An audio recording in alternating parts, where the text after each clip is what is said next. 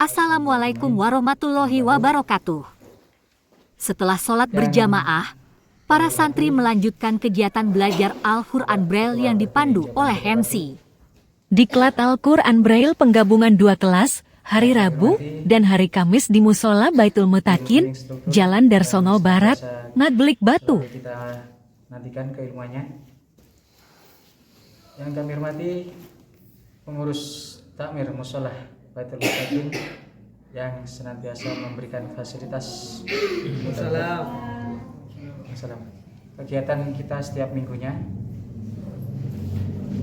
Para donatur baik yang berkelompok maupun yang berseorangan yang tidak bisa kami sebutkan satu persatu, dan yang kami banggakan dan kami cintai teman-teman peserta diklat Al-Quran Braille yang senantiasa dimuliakan oleh Allah Subhanahu wa taala. Amin. Pertama-tama adalah kita panjatkan puja dan puji syukur kehadirat Allah Subhanahu wa taala yang mana pada siang hari ini kita dapat berjumpa kembali dengan keadaan sehat walafiat dan tak kurang suatu apapun. Salawat serta salam senantiasa kita aturkan kepada junjungan Nabi Muhammad sallallahu alaihi wasallam yang senantiasa selalu memberikan syafaat telah menunjukkan kita ke jalan yang benar, membimbing kita, menuntut kita ke jalan yang benar, yaitu melalui ajaran agama Islam. Baik, di hari yang spesial ini, karena dua kelas baik itu Rabu maupun Kamis bergabung, terima kasih. Kami ucapkan terima kasih untuk yang hadir. Semoga langkah-langkah kita dari tempat kita masing-masing menuju ke majelis ini mudah-mudahan senantiasa mendapatkan ridho dari Allah Subhanahu wa taala. Dan sepulangnya dari majelis ini, dari kita menimba ilmu, mudah-mudahan Allah senantiasa memberikan kelancaran, keberkahan pada kita semua. Amin. Amin. Baik, selanjutnya mungkin ada sepatah dua kata mungkin dari Bapak Ketua Pertuni Cabang Kota Batu, itu Bapak Edi Nur Cahyo. Waktu dan tempat kami persilakan. Terima kasih. Assalamualaikum warahmatullahi wabarakatuh. Waalaikumsalam warahmatullahi wabarakatuh. Sambutan Ketua DPC Pertuni Kota Batu Bapak Edi Nur Cahyo dan tausiah dari instruktur diklat Al-Quran Braille Ustadz Irul. Instruktur diklat Al-Quran Braille Ustadz Irul dan Ustadz Firda, kepada yang terhormat pengurus DPC Pertuni Batu, kepada yang terhormat Dewan Pengawas DPC Pertuni Batu, kepada yang terhormat pengurus Musola Baitul Mutakin yang selalu memberi tempat kita di majelis ini untuk menuntut ilmu, kepada yang terhormat para santri yang selalu berbangga hati melangkahkan langkah kita dari rumah ke tempat majelis ilmu dengan ikhlas lillahi ta'ala. Mudah-mudahan langkah ringan kita selalu diridhoi oleh Allah Subhanahu wa taala. Amin. Dan tak lupa kepada mitra bakti yang selalu kita banggakan. Pertama-tama marilah kita selalu bersyukur kehadirat Ilahi dengan mengucapkan Alhamdulillahirrahmanirrahim, yang mana kita senantiasa beri rahmat, hidayah, inayah, anugerah, kenikmatan, kesempatan yang sangat luar biasa, sehingga kita selalu haus untuk menuntut ilmu tentang Al-Quran di majelis ini, baik di hari Rabu maupun di hari Kamis. Tentunya selawat serta salam mudah-mudahan tetap terlimpahkan kepada junjungan kita Nabi besar Muhammad Sallallahu Alaihi Wasallam, yang mana beliau selalu berjuang untuk menegakkan Islam bersama sanak saudara, famili, keluarga, dan handaitulan serta umatnya yang penuh pengorbanan baik harta, benda maupun nyawa untuk menegakkan agama Islam dari zaman jahiliyah ke jalan terang benderang yang betul-betul kita nikmati saat ini. Tentunya syafaat dari beliau selalu kita nantikan di Qiyamul Qiyamah nantinya. Saya juga mengucapkan terima kasih kepada para donatur, baik lembaga maupun perseorangan, Bunda Rani dari Samil Quran Habibi, Ustadz Irul dari Yayasan Gria Quran Difabel Lamongan, serta Ustadzah Yunis Tananang yang selalu memberi wakaf kendaraan kita untuk kegiatan Diklat Al-Quran Braille bersama petuni, pada Bunda Siva yang selalu memberi support, memberi konsumsi terhadap kita semuanya, serta Bunda Bu Swatun untuk kita semuanya. Mudah-mudahan kebaikan, keikhlasan beliau selalu diridhoi, selalu dipermudah segala urusannya, tentunya diberi rezeki yang banyak dan barokah. Amin ya rabbal alamin. Dan tak lupa karena ini tadi seperti apa yang disampaikan oleh pembawa acara Ustadz Zainal, yang mana ini adalah hari istimewa yang sangat berharga, kita bisa bergabung kembali bersama-sama dua kelas menjadi satu di Mushola Baitul Mutakhib ini. Tentunya ini suatu kebanggaan, istilahnya kangen-kangenan gitu ya. Tapi kami juga harus lebih mengerti situasi bagaimana kita di tempat ini yang suci dan mulia ini. Jadi kami mohon, biasanya kalau di tempat saya gegek, meringis, mencucu, mari ngono terbahak-bahak, tapi di majelis ini tolong hal-hal seperti itu tentunya harus dihilangkan, karena kita harus betul-betul di tempat suci ini betul-betul hati, perasaan, pikiran kita juga harus betul-betul bersih. Jadi saya tidak panjang lebar, cuma mengimbau pada semua peserta anggota DPC Pertuni Batu, kami mohon dengan ikhlas lillahi ta'ala, besok kita punya hajat di sekretariat. Mudah-mudahan Bapak Ibu Saudara sekalian bisa menghadiri acara besok jam 9 pagi. Untuk itu sebelumnya kami mengucapkan banyak terima kasih atas kehadirannya kepada Bapak Ibu sekalian. Saya kira cukup, saya kembalikan kepada Ustadz Zainan. Monggo Ustadz. Terima kasih sambutan dari Bapak Edi. Sebelum saya serahkan kepada tim instruktur, marilah kita membaca sholawat. Semoga dengan sholawat yang kita bacakan, Nabi Agung Muhammad Sallallahu Alaihi Wasallam senantiasa memberikan syafaat-syafaatnya kepada kita semua. Amin. Allahumma sholli ala Muhammad. Allahumma sholli ala Muhammad. Ya Rabbi sholli alaihi wasallim. Allahumma sholli ala Muhammad. Ya Rabbi sholli alaihi wasallim. Allahumma sholli ala Muhammad. Ya Rabbi sholli alaihi wasallim. Allahumma sholli ala Muhammad. Ya Rabbi sholli alaihi wasallim. Allah sholli ala Muhammad. Ya Rabbi sholli alaihi wasallim.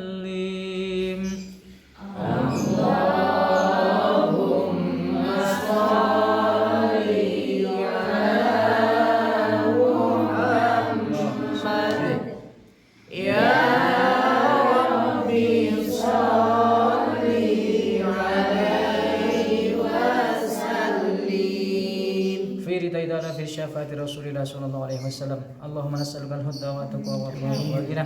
اللهم ارزقنا حلالا طيبا واسعة وبركة في كل نية وفي كل حاجة وعمل صالح. كلهم شاول إليهم الفاتحة.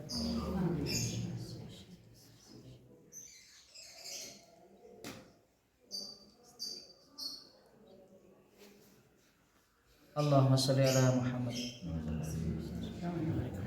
Demikian apa yang saya sampaikan, kurang lebihnya mohon maaf. Wabillahi taufiq wal hidayah. Assalamualaikum warahmatullahi wabarakatuh. Waalaikumsalam warahmatullahi wabarakatuh. Waktu sepenuhnya kami silakan kepada tim instruktur. Kami persilakan. Bismillahirrahmanirrahim. Assalamualaikum warahmatullahi wabarakatuh. Waalaikumsalam warahmatullahi wabarakatuh. Hamdan wa syukranillah. Salatan wa salaman bidawamil mulkillah. Asyhadu an la ilaha illallah wahdahu la syarika lah. Wa asyhadu anna Muhammadan abduhu wa rasuluhu la nabiyyana wa la rasulana ba'dah. Allahumma salli wa sallim wa barik ala nabiyyina Muhammad ibni Abdillah wa ala alihi wa sahbihi wa man sara ila yaumil qiyamah. Qala Allah ta'ala fi kitabihil karim wa asbahul qailina a'udzu billahi minasyaitonir rajim. Bismillahirrahmanirrahim. Fadhkuruni adhkurkum washkuruli wa la takfurun. Ya ayyuhalladzina amanu ista'inu bis sabri was salah innallaha ma'as sabirin. Shadaqallahul azim. Bapak Ibu, wabil khusus Ketua DPC Pertuni Kota Batu yang saya hormati, serta segenap jajaran pengurus baik di lingkup cabang, di lingkup pengurus maupun pengawas, para penyelenggara, donatur baik kelembagaan, Syamil Quran, dan juga donatur perseorangan yang telah memberikan, yang telah mengikhlaskan, yang telah turut serta berjuang, yang telah turut serta untuk bersama-sama menemani kita semuanya dalam proses menuntut ilmu, memberikan ruangan yang seluas-luasnya dalam proses mendatangkan kita semua dalam menuntut ilmu, yang kita sebelumnya tidak pernah bayangkan bahwa kita itu akan bisa membaca kalamullah, bahwa kita itu akan bisa meraba bagaimana bentuknya huruf Arab dengan yang dikonversi, atau huruf Arab dengan huruf Braille atau Arab Braille. Kita juga sebelumnya tidak, atau mungkin merasa kebingungan bagaimana Al-Quran itu dapat kita baca seperti layaknya sekarang. Dan kita itu saat dereng itu mesti bingung. Kalau saya mau masuk ke TPQ, kalau saya mau masukkan anak saya ke TPQ, ujung-ujungnya cuma hafalan, tidak kenal Iqra 1 sampai Iqra 6. Kalau di sini kita semuanya alhamdulillah difasilitasi Iqra, difasilitasi tajwid, difasilitasi arba'in. Tetapi kalau memang bayangannya memasukkan anak-anaknya ke dalam TPQ umum, mungkin nantinya akan mengarah ke hafalan. Apalagi yang sepuh tidak pernah dulunya membayangkan bahwa sepuh-sepuh belajar Quran. Betul. Rasanya belajar Quran, eling-eling jumlahe ayate kadang-kadang yang kesini al-kafirun gamari-mari. Bulet kok ngarep pengguri mengarep meneh. Kadang terjual apa? Nah, kadang dibalik-balik. Tetapi dengan sarana kemudahan ini yang diberikan oleh para muhsinin atau para orang-orang baik yang telah membuka ruang, yang telah memberikan kelas, yang telah mengadakan kelas ini, mendatangkan jenengan, datangkan saya hari ini, sehingga apapun yang tidak pernah kita bayangkan itu terwujud. Maka dari itu kita doakan semoga para donatur kita itu atau para orang-orang baik yang telah memberikan kebaikan kepada kita itu senantiasa diberikan oleh Allah kemudahan dalam segala urusan-urusannya. Amin. Yang saya hormati rekan instruktur yang telah men-sharingkan ilmunya, yang telah berbagi, yang telah mengajar, yang telah memberikan bagaimana metode pembelajaran Al-Quran, serta yang saya hormati seluruh mitra bakti, relawan, wali santri yang telah senantiasa setiap hari Rabu dan Kamisnya itu tidak bosan-bosan untuk membantu proses entah itu pendistribusian apa yang bisa didistribusikan, minuman atau apapun, yang telah mendokumentasikan, yang telah menyiapkan tempat dan sebagainya, termasuk segenap takmir musalla Baitul Muttaqin yang memang senantiasa terbuka, berapapun jumlahnya mesti diiyakan asalkan cukup musolanya gitu aja.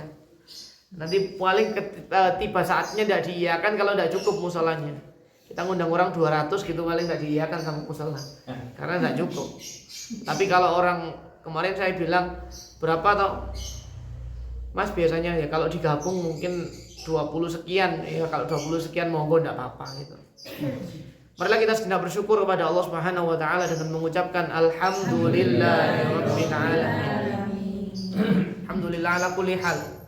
Segala nikmat yang telah Allah berikan dari ujung rambut sampai ujung kaki kita, dari kuku kita, dari sampai tangan kita, dari nikmat yang telah diberikan oleh Allah, dimasukkan kesehatan ke dalam tubuh kita, tidak adanya pengganggu-pengganggu yang ada dalam tubuh kita, sakit atau apapun, itu suatu kenikmatan yang seharusnya kenikmatan itu tidak menjadikan kita malah kufur.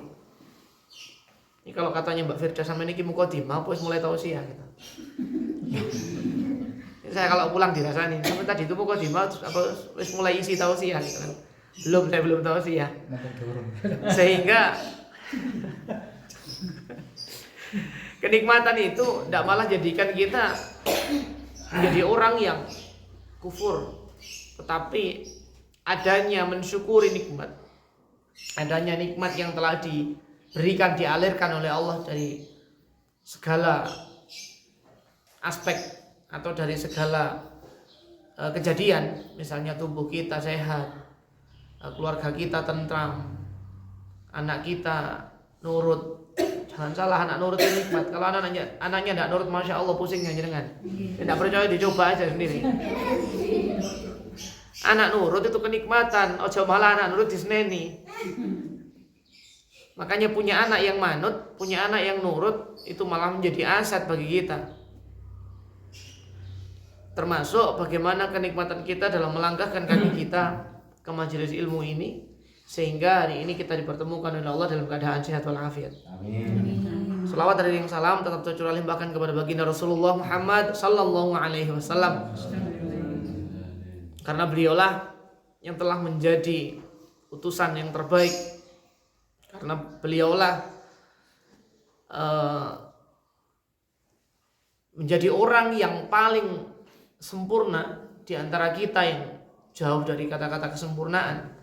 Karena beliau yang telah memberikan atau menyampaikan atau menitipkan keilmuannya kepada orang-orang setelahnya, kepada sahabat, para tabi'at tabi'in, diteruskan kepada kita berupa hadis. Jadi selayaknya lah sebagai umat muslim ya kita sedikit-sedikit itu buka gitu loh, atau sedikit-sedikit itu pengen roh hadis gitu loh. Alata terus tuwek apalan hadis, rasakno apalan hadis, doa salatnya kadang-kadang kesisal-sinsal gitu. Maksudnya tidak seperti itu. Ya kita meskipun rada pondal-pondal kalau mau hafalan hadis ya paling enggak dengarkan. Oh, ternyata kalau misalnya Rasulullah itu kalau bangun tidur itu apa yang dicontohkan. Oh, Rasulullah kalau makan gimana ya? Oh, ternyata kalau makan itu seperti ini adabnya. Oh, boleh enggak kalau habis makan terus gelek-gelek gitu. Kodoknya. Bagaimana etikanya ketika Rasulullah itu makan? Bagaimana etikanya ketika Rasulullah itu masuk kamar mandi? Bagaimana etikanya Rasulullah itu ketika mau mengawali aktivitas kerjanya? Sehingga dari situlah kita itu belajar dikit-dikit. Terus tidak perlu hafal hadisnya, tidak apa-apa. Saya yakin kalau hafalkan malah berat. Tetapi dengan kita memahami apa yang telah menjadi ilmu yang telah disampaikan oleh Rasulullah melalui hadis, ya kita pahami secara terjemah saja. Tidak apa-apa. Ini berbeda ketika saya nerangkan kepada santri. Kalau saya nerangkannya ke santri harus hafal. Sanad perawi-perawinya harus hafal ini. Tapi kalau jenengan, kalau saya gitu yakin minggu depan tidak ada yang belajar. Potong semuanya. Nggak belajar ya wis lah, gimana kepaksan gitu. Jadi kalau di jenengan wis hafal, maksudnya tahu itu sudah alhamdulillah sudah. Untung Ustaz ngerti awak dhewe. Jadi kalau beda kalau nanti saya berbicara dengan anak-anak, dengan santri harus hafal, yang dihafalkan. Kalau yang sepuh-sepuh disuruh menghafalkan ya, insya Allah dah hafal-hafal. Bapak Ibu rahimani wa rahimakumullah, di dalam kita menuntut ilmu itu kadang-kadang itu kita masih manusiawi lah, apa ya kok setiap kali kita menghafalkan itu kok keluar yang namanya penyakit mudah lupa, sulit hafal. Suwe ilinge, gampang lali nih. Kenapa kok seperti itu Bapak Ibu rahimani wa rahimakumullah? Kalau kata para ulama terdahulu, itu ada beberapa komponen yang harus kita cek. Kalau bahasa elektronnya ada komponen yang harus kita benahi, entah transistornya atau resistornya atau elko-nya yang rusak atau apanya. Kalau bahasa elektronnya seperti itu. Kalau bahasanya medis ya mungkin ada beberapa medical check up yang harus kita kerjakan. Entah ini yang bermasalah perutnya atau apanya, oh ini ada acid dan sebagainya. Tapi ketika kita menuntut ilmu, ketika kita berinteraksi dengan ilmu Al-Quran, dengan ilmunya Allah, maka yang harus kita cek adalah setidaknya ada 4 hal. Yang pertama, kedekatan diri kita kepada Allah Subhanahu wa taala. Bapak Ibu rahimani wa rahimakumullah, di dalam surat Al-Baqarah dijelaskan secara terang benderang, secara gamblang oleh Allah dengan disampaikan bahwa fa idza sa'ala kaibadi anni fa inni qarib. Sesungguhnya ketika ada yang bertanya aku, maka aku ini sangat dekat. Ketika Allah sudah menyatakan bahwa Allah itu dekat dengan kita, nah, bagaimana upaya kita untuk lebih mendekat lagi dengan Allah Subhanahu wa taala. Ketika kita tidak mendekat lagi, hanya Allah yang mendekat, ya ditinggal oleh Allah. Dan jangan sampai kita menjadi orang-orang yang ditinggalkan atau tidak dicintai oleh Allah. Maka ketika kita, kalau di dalam surah Maryam ayat yang terakhir, ketika secara terjemahnya Allah itu kalau sudah mencintai orang itu diumumkannya darat itu dikandani semuanya. Di penghuni langit, penduduk langit itu dikasih tahu, Jibril, tolong disampaikan kepada seluruh penghuni langit bahwa Allah menyayangi si fulan. Jibril menyampaikan, wahai penghuni langit, bahwa Allah itu menyayangi si fulan. Maka umumkanlah kepada seluruh penghuni bumi, wahai makhluk yang ada di bumi, Allah itu mencintai seseorang yang bernama fulan, maka dari itu cintailah mereka. Jadi ketika Allah itu mencintai kita, ketika kedekatan Allah terhadap kita itu dibalas dengan kedekatan kita kepada Allah, nek kene niku kedekatannya Allah itu kita balas dengan lebih dekat, dengan berupaya untuk mendekat. Maka kalau Allah niku terlanjur mencintai kita, maka seluruh makhluk yang ada di bumi dan langit itu mencintai kita. Kalau itu penjelasan secara terjemahnya surah Maryam ayat terakhirnya. Bapak Ibu rahimani wa rahimakumullah, maka dari itu penuntut ilmu itu kenapa kok di pesantren itu dibudayakan perbanyak mendekatkan sarana mendekatkan diri kepada Allah, tahajudnya ditambah. Nek awan tidak boleh santai, kita sholat duha dulu baru kegiatan. Kemudian sholat kita diiringi qobliyah ba'diyah, kemudian waktu luang kita diiringi oleh deres Quran. Nah, itu karena penuntut ilmu itu memang harus mendekatkan diri kepada Allah.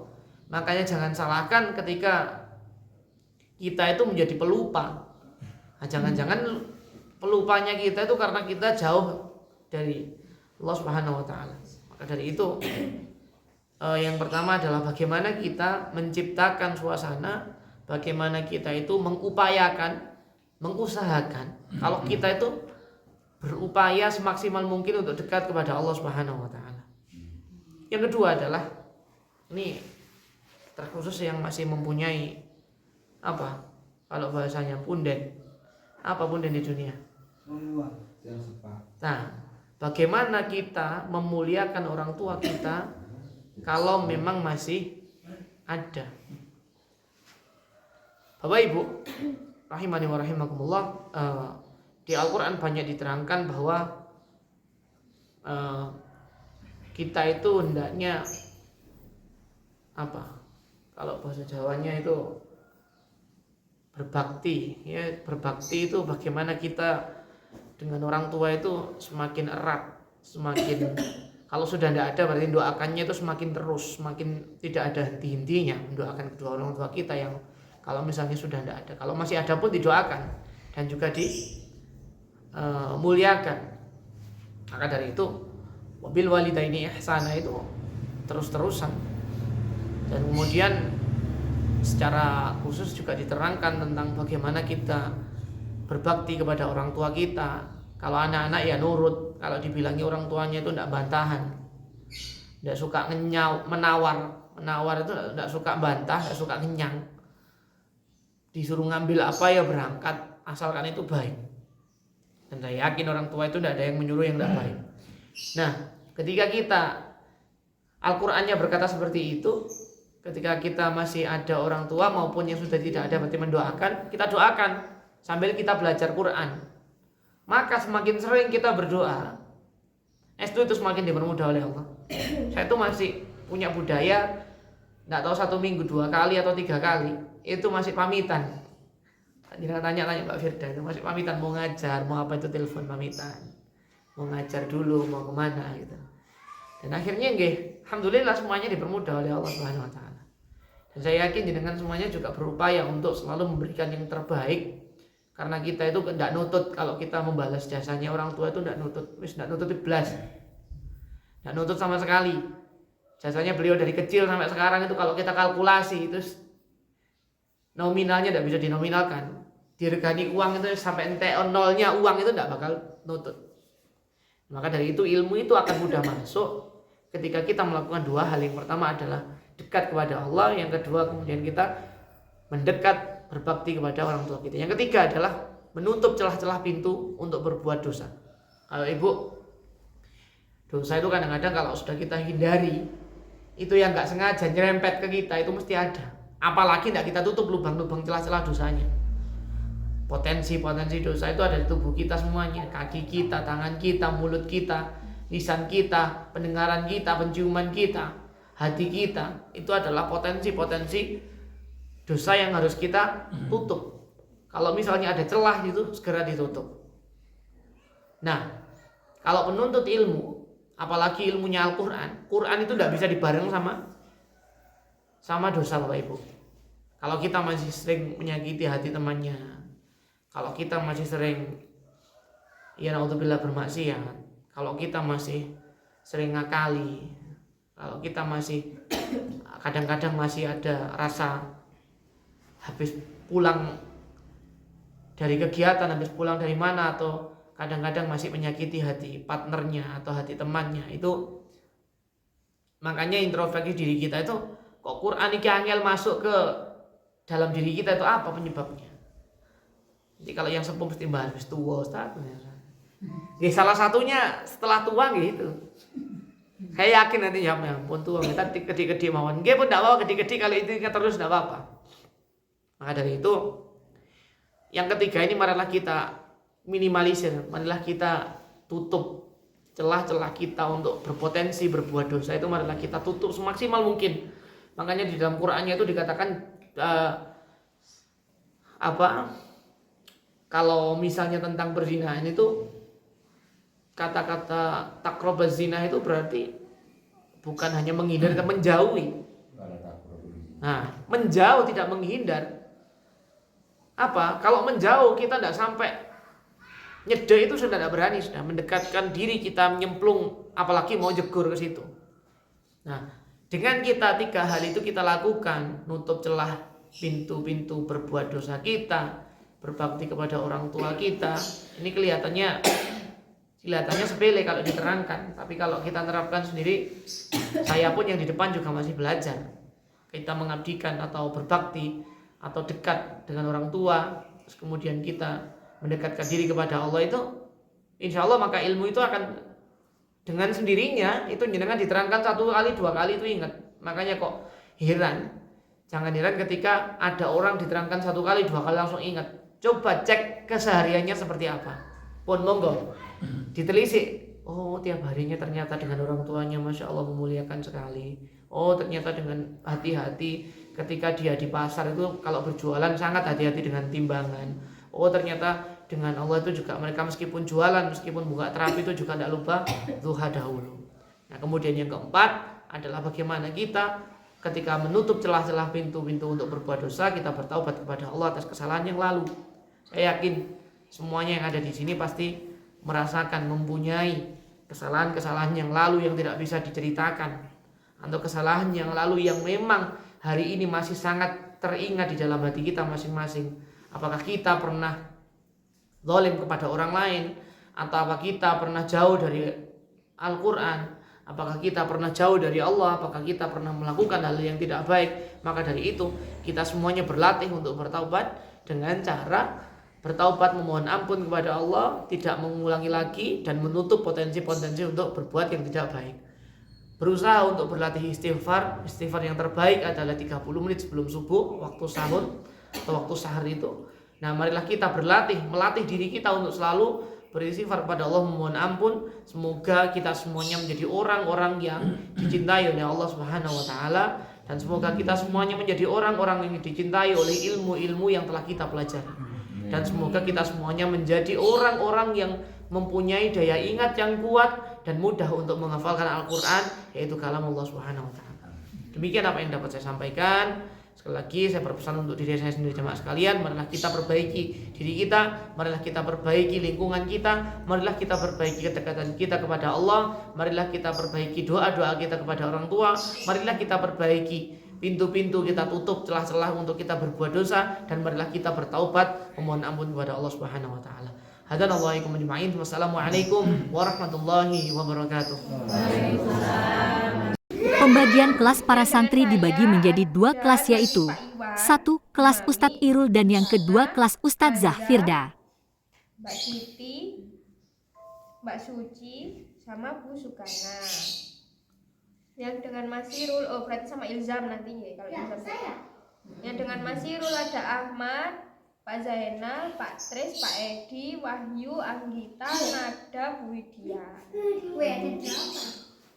Bisa ben gak rame-rame. Kalau udah Yang bisa klop-klop nanti rame. Iya. Ya. Enggak rame sama Nada aja. Pun seperti itu. Alhamdulillahi Rabbil Alamin, Ar-Rahmanir Rahim, Maliki Yawmiddin, Iyyaka na'budu wa iyyaka nasta'in, Ihdinas siratal mustaqim, siratal ladzina an'amta 'alaihim, ghairil maghdubi 'alaihim waladdallin. Amin. Raditu billahi rabba wa bil islami dina wa bi Muhammadin nabiyyan rasula. Rabbi zidni ilma warzuqni fahma. Rabbi ishrah li sadri wa yassir li amri wahlul 'uqdatam min lisani yafqahu qawli. Amin ya rabbal alamin. Satu,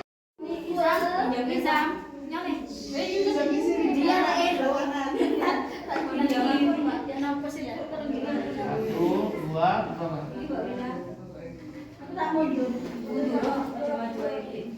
oh ya, nada tadi ini ya, 1, 2, ini kan ya.